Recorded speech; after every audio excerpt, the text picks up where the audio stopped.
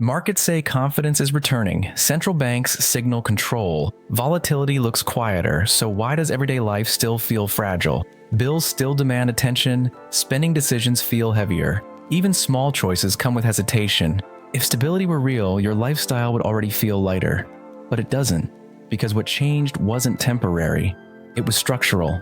People hear conditions are improving and expect life to follow. More flexibility, more room to plan, more freedom with money, but systems don't reward expectations. They reward timing. Economic adjustments move in layers.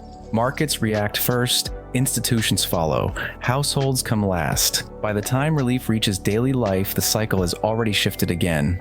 The economy doesn't undo damage, it absorbs it. Higher costs become normal, tighter margins become routine, caution becomes a lifestyle. You don't feel poorer overnight.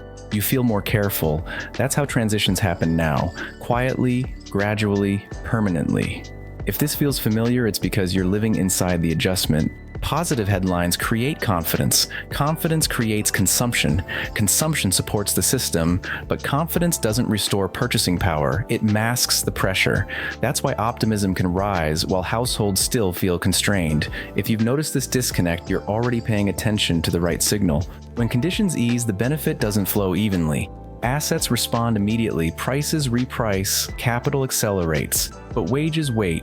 Budgets stretch, lifestyle decisions stay conservative. This is why financial comfort feels delayed, not absent, delayed. Understanding that delay changes how you plan. People don't stop spending, they spend differently.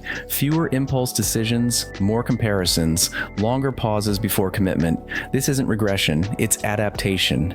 Modern financial stability isn't about abundance, it's about control. And control starts with awareness, not optimism. Those positioned early feel relief sooner. Those relying on income feel it later. Not because they chose wrong, but because timing favors structure. Waiting feels safe, but waiting is also a position, and in this system, positions matter more than predictions. This is the environment most people now live in, stable on the surface, tight underneath. Life doesn't collapse, it compresses, plans become shorter, margins become thinner, decisions become deliberate. If this reflects your experience, you're not behind.